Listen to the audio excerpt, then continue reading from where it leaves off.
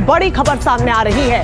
लाजरानी की मौत के बाद ईरान के हमले लगातार गए हैं। ईरान ने हमलों का 61वां चरण शुरू किया है। इजराइल पर लगातार मिसाइल हमले देखने को मिल रहे हैं। ये बड़ी खबर सामने आ रही है। लारिजानी की मौत के बाद अब ईरान पूरी तरीके से आक्रामक हो चुका है। हमलों का 61वां चरण शुरू कर दिया है। बारूदी संग्राम और ज्यादा आक्रामक होता हुआ इजराइल पर लगातार मिसाइल से अटैक किया जा रहा है। हालांकि पहले ईरान ने मौत की पुष्टि उनकी नहीं की थी, लेकिन अब ईरान ने उनकी मौत की पुष्टि के साथ ही उनकी मौत को जनगणना का जागरण का स्रोत बताया। तो लगातार हम लोग की जो तस्वीरें सामने आ रही हैं वो बेहद भयावह हैं कि किस तरीके से ये बड़ा अटैक किया गया है। आप देखिए कि हमले मिसाइल के लगातार जारी हैं कि इन हमलों के चलते ईरान की तरफ से आक्रामकता और ज्यादा बढ़ गई। आप देखिए, बमबारी हो, मिसाइल से अटैक हो, ड्रोन से अटैक हो, ईरान अब नहीं रुक रहा है। ईरान इस बात को साफ कह रहा है कि उनकी मौत को जाया नहीं होने देंगे, बदला पूरा लेंगे और साथ ही आक्रामकता के साथ और आगे बढ़ेंगे।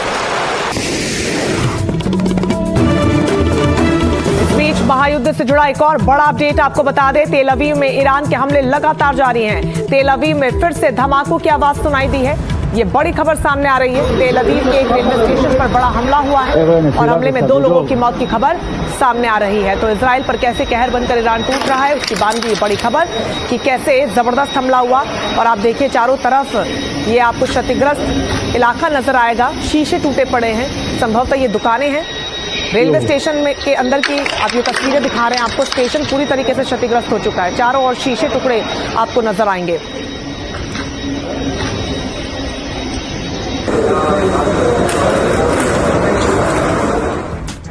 तो लगातार हमले जारी हैं और महायुद्ध के बीच तेल अवीव पर हुए हमलों की हम आपको ग्राउंड रिपोर्ट दिखा रहे हैं। एनडीटीवी के संवाददाता आदित्य राज कौल की तेल अवीव स्टेशन से इस ग्राउंड रिपोर्ट को आप देखिए। मिडल ईस्ट की जंग का 19वां दिन है और अब हम देख रहे हैं कि पूरी रात को ईरान की तरफ से बहुत बड़ा हमला जो है इजराइल की तरफ हुआ है। ईरान की तरफ से कई मिसाइलें जो है इजराइल की तरफ दागी गई हैं। सेंट्रल इजराइल को जो है एक निशाना बनाया गया है। कई ऐसी रिपोर्टें अब आ रही हैं रमतगान से, जो टेल अवीव से सटा हुआ है, जहां पर 2 लोगों की मृत्यु हुई है जो करीबन 70 साल के थे, कपल थे और ये बेसिकली चौथे माले पर अपने जो है बिल्डिंग में थे। ये बॉम्ब शेल्टर में नहीं जा पाए और उसी वक्त जो है मिसाइल की डेबरी और शार्पनेल जो है उनके मकान पर आ गिरे। तो 2 लोगों की मृत्यु हुई है रमतगान इजराइल में, जो फ्रेश अभी अटैक हुआ है ईरान की तरफ से इजराइल पे। इसके अलावा कई ऐसे इलाके हैं सेंट्रल इजराइल में जहां पर जो है इम्पैक्ट हुआ है ग्राउंड पे। ऐसे ही हमें पता चला कि टेल अवीव का जो मेन स्टेशन है, जिसे सेवेडोर स्टेशन कहा जाता है, वहां पर एक बहुत बड़ा अटैक हुआ है। कई जगह प्लेटफॉर्म पे और ट्रेन पे जो है पूरी तरीके से जो है क्षति पहुंची है, क्षतिग्रस्त हुआ है पूरी तरीके से। तो एनडीटीवी लगातार ग्राउंड जीरो पर बना हुआ है और एक एक अपडेट हम तस्वीरों के जरिए आप तक पहुंचा रहे हैं। तेल अवीव से हमने आपको रिपोर्ट दिखाई। आगे बढ़ेंगे। अब बड़ी खबर आपको अगली बता दें। इजराइल में होलोन स्टेशन पर बड़ा अटैक हुआ है। हालांकि आयरन डोम इंटरसेप्शन में नाकाम हुआ है। ये बहुत बड़ी जानकारी। मिसाइल हमले की नई कोशिश जो थी वो नाकाम रही है। एनडीटीवी के कैमरे में मिसाइल हमला कैद हो गया। आयरन डोम ने मिसाइल को हालांकि रोका है। तो इस हमले से जुड़े हमारे संवाददाता आदित्य राज कौल की इस रिपोर्ट को आपको दिखाते हैं। एनडीटीवी इंडिया होलोन स्टेशन पहुंच चुका है, जहां पर मिसाइल हिट की है टेल अवीव के पास इजराइल में। और आप मेरे पीछे ये दृश्य देख सकते हैं, एक्सक्लूसिवली एनडीटीवी पर ये स्टेशन के अंदर के नज़ारा है। आप देख सकते हैं शीशा पूरा जो है बिखरा हुआ है, गिरा हुआ है। ये एक एस्केलेटर है जो पूरी तरीके से आप देख सकते हैं क्षतिग्रस्त है। यहाँ पर दीवार जो है, ऊपर का छत जो है वो पूरा मलबा नीचे गिरा हुआ है। ये एक्सक्लूसिव तस्वीरें आपको सिर्फ एनडीटीवी पर दिख रही हैं।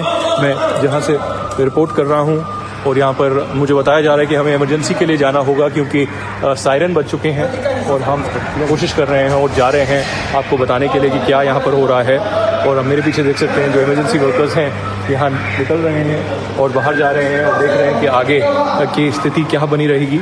और एनडीटीवी यहाँ से लगातार रिपोर्ट कर रहा है और देख रहा है कि क्या हो रहा है। यहाँ पर स्टेशन जो है पूरी तरीके से बंद कर दिया गया है और कुछ ही देर में यहाँ पर जो है सायरन बज सकता है क्योंकि और मिसाइलें यहाँ पर गिर सकती हैं। ये लेटेस्ट रिपोर्ट एनडीटीवी इंडिया के लिए मैं इजराइल से आदित्य राज कौल। तो इस रिपोर्ट को आपने देखा और हालातों को समझा कि कैसे तेल अवीव में बड़ा हमला हुआ। इन सब के बीच बड़ी खबर, सुरक्षा सचिव अली लारिजानी की मौत की खबरों पर ईरान ने अपनी अब मुहर लगा दी है। ईरानी मीडिया ने अली लारिजानी की मौत की खबरों की पुष्टि की है। आपको बता दें कि मंगलवार को इजराइल ने ईरान के सुरक्षा सचिव अली लारिजानी और क्रांतिकारी गार्ड के स्वयंसेवी बासिज बल के प्रमुख जनरल गुलाम रजा सुलेमानी को ढेर किया था, जिसका दावा इजरायली पीएम ने अपने एक वीडियो संदेश में किया था। इसके बाद देर रात ईरानी मीडिया ने इस दावे को सही ठहराया, खबर पर मुहर लगाई कि लारिजानी की मौत हो चुकी है। हालांकि उनकी मौत को यूं ही जाया नहीं होने देगा ईरान, इस बात का जिक्र किया और यह भी कहा कि जन जागरण का स्रोत बनेगी उनकी मौत।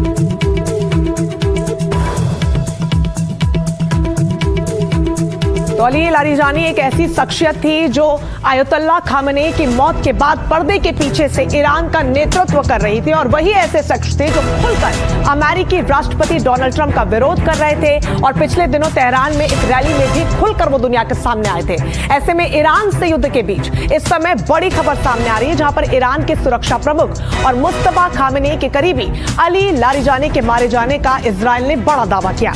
इजराइल के रक्षा मंत्री के मुताबिक उन्होंने लारिजानी के साथ साथ दूसरे प्रमुख व्यक्ति गुलाम रजा सुलेमानी को भी मार गिराया। हालांकि ईरान ने इजराइल के दावे को पहले गलत बताया, लेकिन बाद में इस बात पर मुहर उनकी तरफ से लगा दी गई।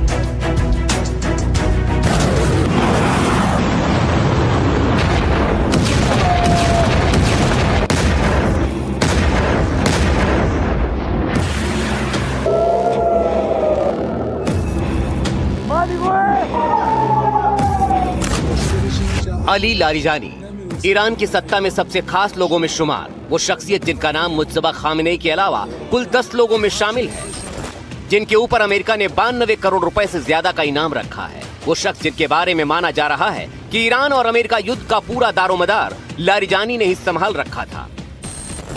मुस्तफा के अदृश्य होने की खबरों के बीच विदेश मंत्री अरागची के बाद अली लारिजानी ही वो शख्सियत है जो लगातार अमेरिका से लेकर इजराइल तक को धमकाते रहे हैं, कहते रहे हैं कि ईरान को जीतना मुमकिन नहीं है। कहने को तो लारिजानी सुप्रीम कमांडर ऑफिस के सलाहकार और सर्वोच्च राष्ट्रीय सुरक्षा परिषद के सचिव हैं, लेकिन असल में वो ईरान की सैन्य ताकत के बहुत अहम किरदार है। वो आयतुल्लाह खामेनी से लेकर राष्ट्रपति पेजेश्कियान के करीबी हैं, IRGC का हिस्सा रहे हैं। पढ़े लिखे लारिजानी जनता में खासे लोकप्रिय हैं। 13 मार्च को कुद्स डे के मौके पर वो नजर भी आए थे। अब इजराइल कह रहा है कि उसने लारिजानी को मार दिया है।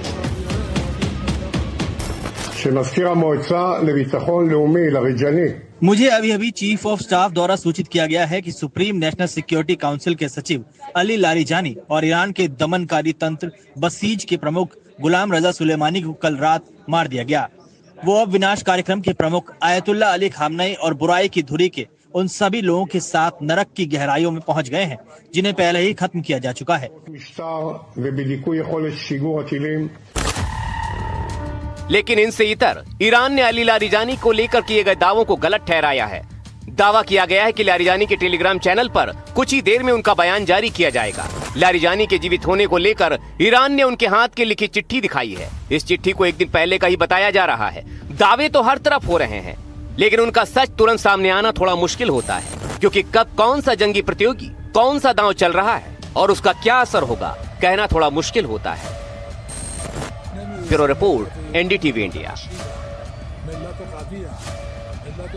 तो अली लारिजानी के मौत के बाद अब संग्राम और भी ज्यादा आक्रामक हो चला है। सबसे पहले आप ये समझिए कि अली लारिजानी इतने महत्वपूर्ण व्यक्ति ईरान के लिए थे क्यों। दरअसल ईरान के राष्ट्रीय सुरक्षा सलाहकार वो रहे हैं और इजराइल के हमले में मारे जाने का पहले इजराइल ने दावा किया, उसके बाद ईरान की तरफ से भी अब पुष्टि कर दी गई है। गुलाम रजा सुलेमानी वो भी बासिज फोर्स के कमांडर, वो भी इस हमले में मारे गए हैं। आपको बता दें कि इस पूरे हमले में इजराइल ने मुख्य भूमिका निभाई, हवाई हमला किया और इन दोनों शख्सियतों को मार गिराया जो ईरान के लिए इस वक्त सबसे ज्यादा महत्वपूर्ण थे।